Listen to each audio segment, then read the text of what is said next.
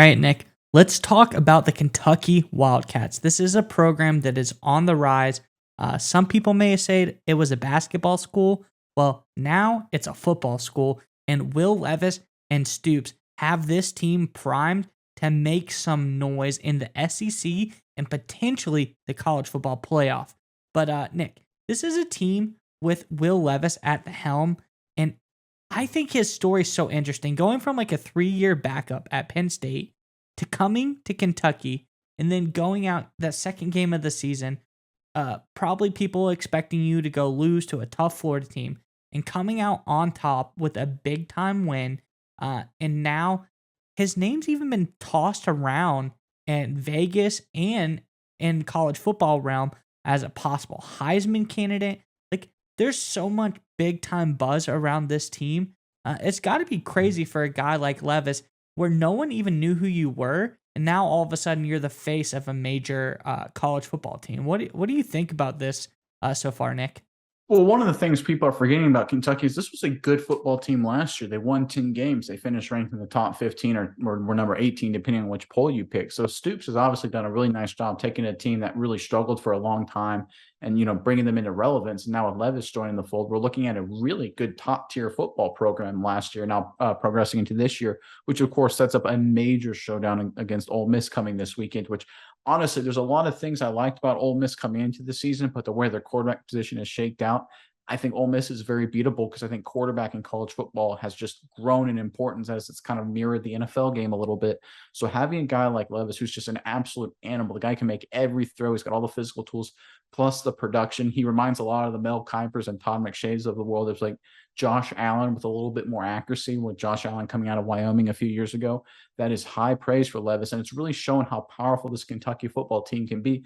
And we saw it, right? They beat up a Florida team not long after Florida beat Utah, and everyone was just blown away with Anthony Richardson and what he could do. Well, Levis went out there and outplayed Richardson. I'm really excited to see him both this weekend against Ole Miss and the rest of the season continue to grow and develop. And I'm telling you what about Kentucky. This is a team that can beat Ole Miss. This is a team that can go on to beat Tennessee. I don't know if they can beat Georgia, but you never know how the season shakes out with a guy like Levis. If he just gets even a little bit better and his trajectory is really, really high, I think this is a team that can be a real threat late in the year. Yeah, and his pedigree has been so high. It's even impressed their own coaches.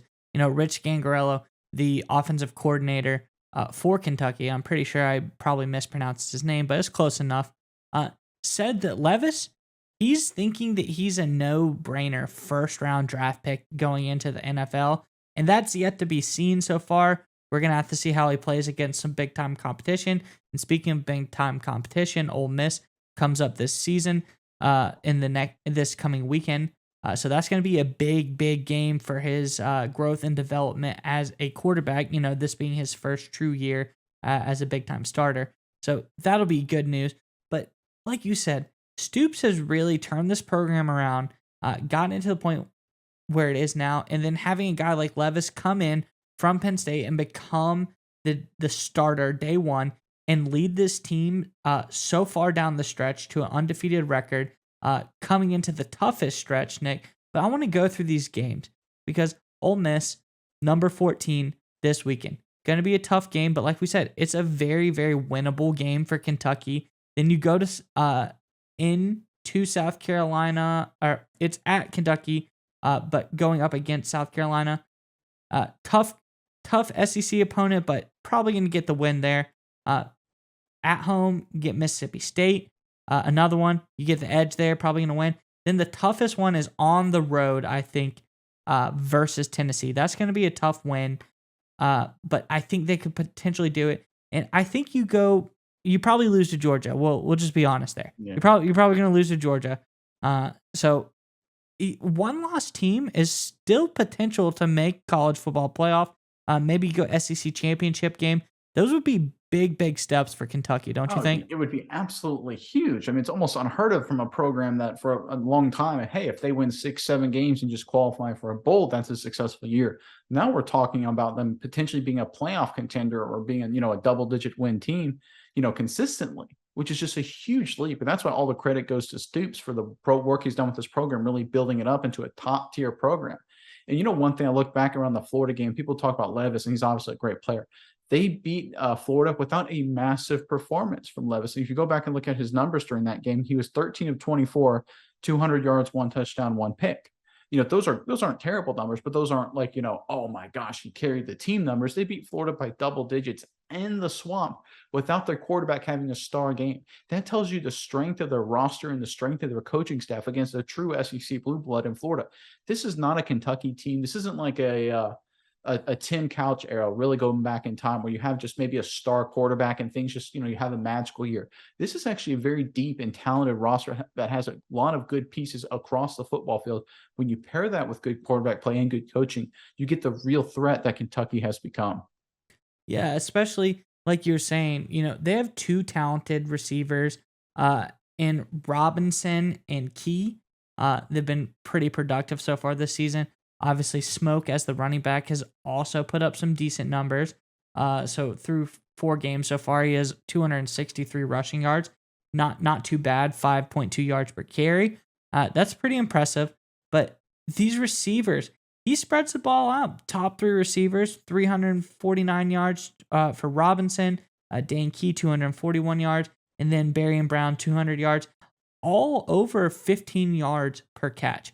So those are big play numbers. All of these guys got at least 2 touchdowns. Key having 3. So he spreads the ball out. He's a good proprietor of the offense and makes it very, very versatile, I'd say. But I like it. Like you said, there's a lot to look forward to on this team, being that it's not just all Will Levis. This is a really talented quarterback with a really talented team. And it's, like you said, has the potential for this archetype to carry on in the future and be a good team next season, be a good team the season after that, for years to come. And this will help in recruiting big time. That's one thing we always talk about college. Obviously, that's the toughest thing.